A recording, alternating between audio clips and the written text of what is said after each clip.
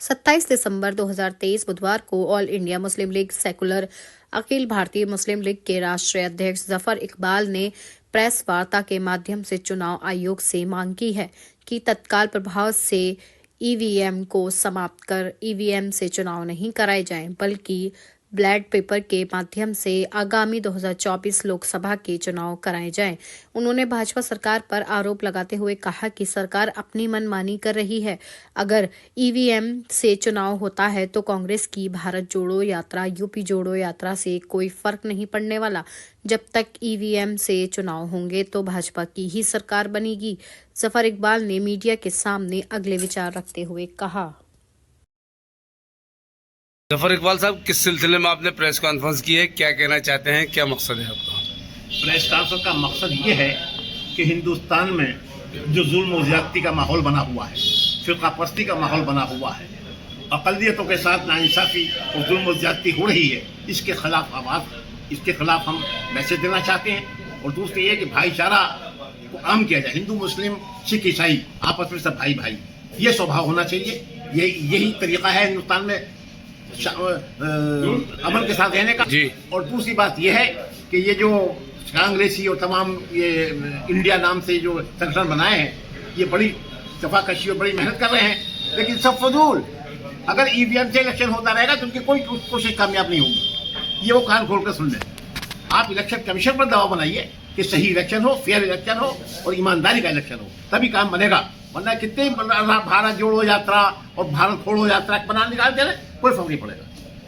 अच्छा, अभी पवन खेड़ा जो प्रवक्ता हैं कांग्रेस के, उन्होंने ये कहा कि हमारी लड़ाई भाजपा के सहयोगी दल ईडी और इनकम टैक्स और सीबीआई से है। इसका क्या तात्पर्य, क्या मानते हैं, सच्चाई है, क्या है? लड़ाई क्या है? मेरा नौकर मेरी बात करेगा। सीबीआई है वो भी हुकूमत की नौकर है, ईडी है वो भी हुकूमत के तहत है। हत्या तो ये सुप्रीम कोर्ट को मुतासिर कर दिया, तो अब क्या करेंगे बेचारे? जान सबको प्यारी है। इस नाइंसाफी के लिए एक ही तरीका है कि इलेक्शन बैलेट पेपर से हो, फेयर हो और लोग जुल्म के खिलाफ खड़े हो, नाइंसाफी के खिलाफ लोग खड़े हो, अपनी आवाज बुलंद करें। ऐसे काम नहीं चलेगा कि जो कुछ हो रहा और तुम खामोशी से बर्दाश्त करते रहो, तो फिर जालिम नहीं मानेगा, जालिम का हौसला और बढ़ेगा। जुल्म के खिलाफ सब हिंदू, मुसलमान, सिख, ईसाई, जितने भी अमन पसंद लोग हैं, जितने भी न्यायप्रिय लोग हैं, ये सबको एकजुट होकर इसके खिलाफ आवाज उठानी चाहिए कि हिंदुस्तान में अगर हुकूमत करना है तो ईमानदारी के साथ करनी पड़ेगी और क्या कहते हैं, फिरकापरस्ती को हवा नहीं देनी पड़ेगी। और हिंदुस्तान में मुस्लिम भाईचारा और हिंदू, मुस्लिम, सिख, ईसाई भाई भाई, ये जज्बा पैदा करना होगा।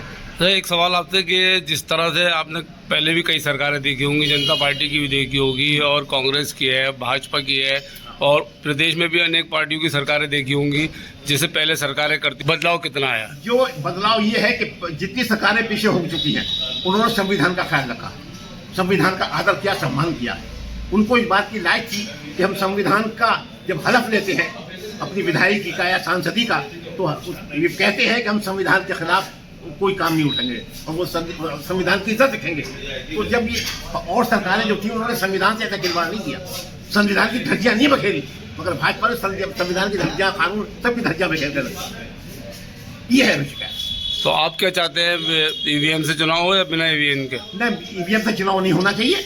बैलेट पेपर से चुनाव हो तो सही फिगर निकल के आएगी। अच्छा, यही मामला रहे और ईवीएम से चुनाव रहे तो क्या लगता है आपको आने वाले टाइम में क्या रहेगा? अगर ईवीएम से चुनाव रहा तो कैसा रहेगा, रिजल्ट किस तरह से रहेगा? तो भाजपा के हक में जाएगा। तो पूछा समझी बात। दिग्विजय सिंह भी कह चुके हैं, केजरीवाल ने चैलेंज किया था कि हैक किया गया है, ईवीएम को हैक किया जाता है, उसको क्यों नहीं तवज्जो रहे। और हरियाणा की किसी मेंबर ने कहा था कि बटन कोई सा भी दबाओ, मोहर कमल पे लगेगी। तो ये क्यों कह रहा, क्या वजह है? पहले से भविष्यवाणी हो रही है as a token of success कि हम कामयाब होंगे, हम कामयाब होंगे। मध्य प्रदेश का इलेक्शन कांटे की टक्कर थी कांग्रेस, मगर एक तरफा होकर रह गया। राजस्थान का भी इलेक्शन एक तरफा हो गया, छत्तीसगढ़ का भी एक तरफा हुआ। ये क्या है? ये सब ईवीएम का कमाल है। अगर ये लोग इनकी समझ में आया तो ठीक, और नहीं आता तो टक्करे मार के फिर कुछ ना होगा। अगर ईवीएम से लेकिन होता रहेगा। अगर बैलेट पेपर से चुनाव हुआ तो क्या आपकी पार्टी भी चुनाव मैदान में आएगी? हाँ, यकीनन। इंडिया गठबंधन के साथ हैं, किसके साथ हैं आप? वो हम हर हक बात कहने वाले के, हर इंसाफ पसंदी के, इंसाफ को पसंद करने वाले के, हम हर आदमी को उसके साथ हैं जो इंसाफ पसंद है और जो इंसाफ की बात करता है, जो अच्छी बात करता है, भाईचारे की बात करता है, हिंदू मुस्लिम में क्या कहते हैं कोई झगड़ा पैदा नहीं करता और सबको एक अपना बिल्कुल भाई समझ के काम करता है। हम हर उस आदमी के साथ हैं, चाहे वो इंडिया का हो चाहे वो भाजपा की हो।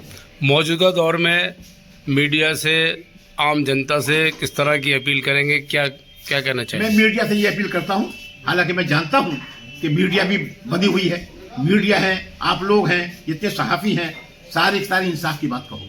अगर डर के तुम बातिल का साथ दोगे, हक का साथ नहीं दोगे, तो तुम्हारा मीडिया में रहना बेकार है। तो क्या फायदा है मीडिया और इलेक्ट्रॉनिक मीडिया की, प्रिंट मीडिया जो आजकल जय मोदी जी और जय मोदी जी गा रहे हैं, हक को इंसाफ को का खून कर रहे हैं, ये पे ऐसे मीडिया करने से क्या फायदा? आम जनता से क्या कहना चाहेंगे? आम जनता से ये अपील करता हूँ कि जुल्म के खिलाफ और नाइंसाफी के खिलाफ तुम्हें संवैधानिक तरीके से आवाज़ उठानी चाहिए और सड़कों पर उतर आओ। कोई हिंसा मत करो, कानून हाथ में मत लो, मगर अपनी मुखालफत नाइंसाफी के खिलाफ, जुल्म के खिलाफ और जितने भी ये क्या कहते हैं फिरका परस्ती के खिलाफ एक होकर आवाज़ उठाओ।